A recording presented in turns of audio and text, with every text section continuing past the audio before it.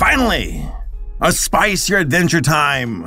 Personally, I was getting tired of this kiddie cartoon with its lame contemplative philosophical discussions that plucked the strings of my moral sinew.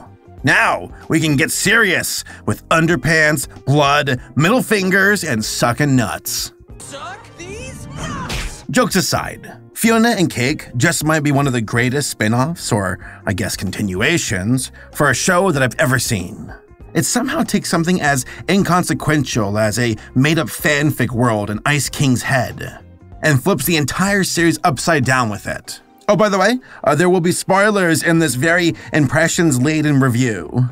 At the time of recording this video, the 10-episode series has concluded, or at least the first season of it. I wouldn't put it past the Adventure Time team to keep going because this franchise refuses to die. The official finale for the TV series was in September of 2018. But we saw specials related to Adventure Time released over the course of 2020 to 2021, with Fionna and Cake being the most recent entry. Where other shows throw in the towel, or live long enough to see a hard reboot, Adventure Time is like a fine wine that ages with bottles being entered into its collection. Like, I really can't think of another cartoon that has done this so effectively. I also enjoy how the series never talks down to its viewers, and if anything, has matured alongside them.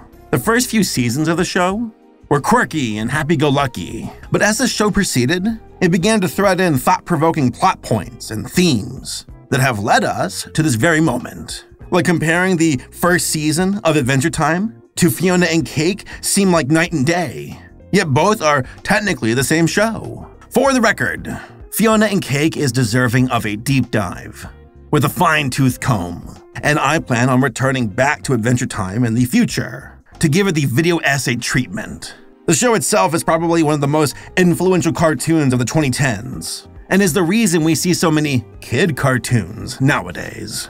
But for now, I'm just gonna run down my initial impressions for Fionna and Cake, because I really want to see hype and talk for this show while the engines are still warm.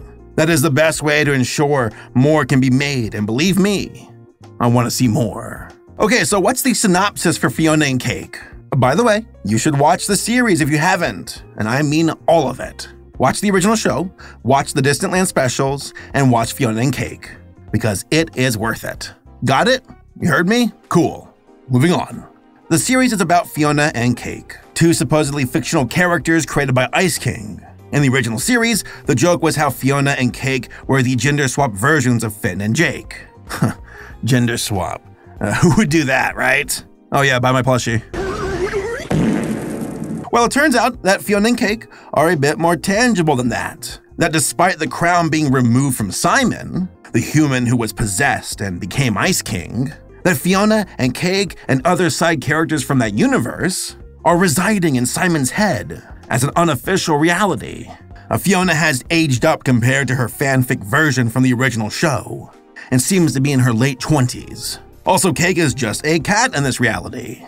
Fionna yearns for more than just her boring day-to-day life, and keeps having cryptic dreams that allude to other realities. Eventually, worlds collide, as Simon, post-Adventure Time finale, is struggling to continue on with his life and feels adrift. That he wants more closure with his love, Betty, though she is now a cosmic entity of pure chaos following the events of the Adventure Time finale.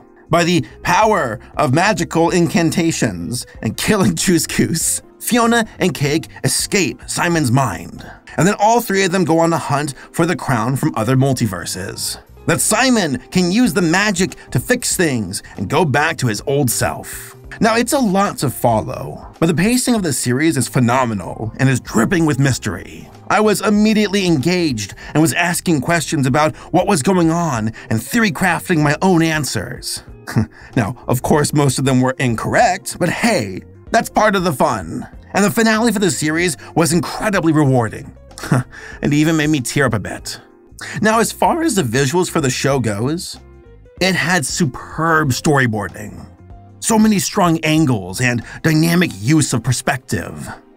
There was never a time when the show looked flat or boring to me. Also, the animation was fluid and polished. It just might be the best animation we've ever seen from Adventure Time. The aesthetics? Ooh, so soft and pleasing to the eyes. Especially Fionna and Cake's universe. The backgrounds were exceptionally detailed too, with environments and characters that would change in art style to reflect a respective world. You have the watercolor aesthetic of Fiona's Sailor Moon dream world. Then you got the video game storybook world of Casper and Nova, and so many others with just so much effort put into the visual crafting of the show. Seriously, my hat off to all the artists involved. You know what, visually it reminds me a lot of Bee and Puppycat. But, you know, with actual well-rounded characters with complex thoughts and feelings and a story to tell. Yeah, I'm back to that old Bee and Puppycat bashing, I can't help myself. Like both Fionna and Bee tread that path of being 20-something-year-olds who struggle with finding themselves in life and get caught up in the mundane day-to-day. But then magic happens. It's just that for Fiona's story, well, it's infinitely more interesting than Bee's. Now, Adventure Time has never been a stranger to discussing mature themes, and Fionna and Cake absolutely continue that trend. Once more, the show never talks down to its viewers, and trusts that they can connect with discussing serious topics. In this show, there are themes of acceptance, of depression, of death, and rebirth. But one of the major themes that struck me the hardest was the finality of our choices. That how said choices are permanent. And even though you might regret your choices and how things ended up, you have to live with them. However, one can find peace and acceptance to continue on with their life, to find new meaning. For example, no matter what Simon could do, he couldn't change what happened to him and Betty. The past was written in stone, yet the future, well, that remains unwritten. Escapism is another big theme in the show. The longing for a more entertaining or distracting world separate from reality. For Simon, he is so depressed that he is willing to throw his life away and become Ice King all over again, thus potentially nullifying the sacrifice of Betty. For Fionna, she is so bored with her normal life that she dreams of escaping into a magical world and eventually gets her wish, though terms and conditions may apply. But both learn that their ordinary lives are worth fighting for. There was a universe where Simon never got the chance to save Marceline, and she ended up being an evil lieutenant for the Vampire King.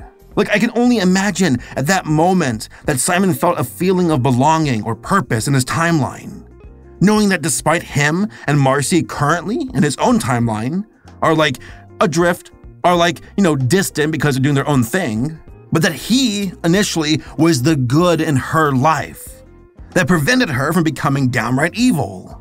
Oh yeah, we also get to see Finn again too. He's buff, he's still happy-go-lucky, and definitely does not process the world the same way as Simon. While Simon is drowning in an ocean of depression, Finn prefers to be in denial, even when he doesn't know it. There's an early episode in the series where Finn tries to cheer up Simon by taking him out on some adventure, but it just doesn't work. Also, I swear that older Finn would hang out with older Steven Universe from Steven Universe. Oh, yes, that's right, the best character in the entire series, LSP, who also looks like Steven Universe if he never lifted weights and only ate Cheetos. I really could go on and on with the layers in this series, along with all the other characters in the universes too. There's just so much to dig into. There was even a timeline where Finn's dad, Martin, was not a total piece of garbage. But it was the timeline where Martin never had Finn, where he actually was a decent human being. The irony. Seriously, a massive props to the writers for Adventure Time for knowing how to write for multiverse jumping without becoming contrived or losing focus of the narrative thread that ties it all together, which are, of course, the characters and their own personal journeys. I'm so glad Fionna and Cake was more than a fan service spinoff, that there was something deep and thought-provoking here, and there were very relatable concepts to explore with Simon, Fionna, and the rest of the cast. So overall, I recommend checking out this series. It's legit amazing and one of the best things I've seen as of late. And hey, maybe we'll get another season if we're lucky. Imagine a timeline where Jake is replaced by Bender. Or hey, how about a timeline where I drop an ad at the end of a video? Oh shit, that's happening right now. This video is sponsored by Helix Sleep. Guys, I've had my Helix mattress for over 2 years now, and guess what? I'm done with it. Yeah, because I recently upgraded to a better Helix mattress. Yes, it was about that time for this queen to become a king. Now, for those who don't know, Helix Sleep makes premium mattresses and bedding that are customized to fit your needs and conveniently shipped right to your door. Everybody's different, and Helix knows that. So, they made a sleep quiz that matches your unique body type and sleep preferences to the perfect mattress for you. I took this quiz a little over a month ago, and Helix hooked me up with the Midnight Luxe, but this time in king size. Oh, folks, just wait till you see this unboxing. I'm just an absolute fool on camera. Now for me, I sleep on my side, and I like a mattress that is both plush yet firm. And boy did Helix hook me up. I got the box, hauled it up to my room, and poof, there it is.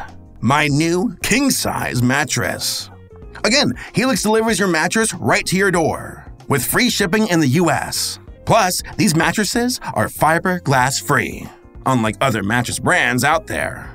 And if you are hesitant about getting a Helix mattress, guess what? There is a 100-night sleep trial to test the mattress out and ensure that you like it. There's also a 10-year warranty, and Helix offers financing options and flexible payment plans. So, I highly recommend Helix Sleep. They've been a long-standing sponsor for the channel and provide a quality mattress that I use every day. Visit helixsleep.com/Saberspark to get 20% off your Helix mattress, plus 2 free pillows. Go hit them up today.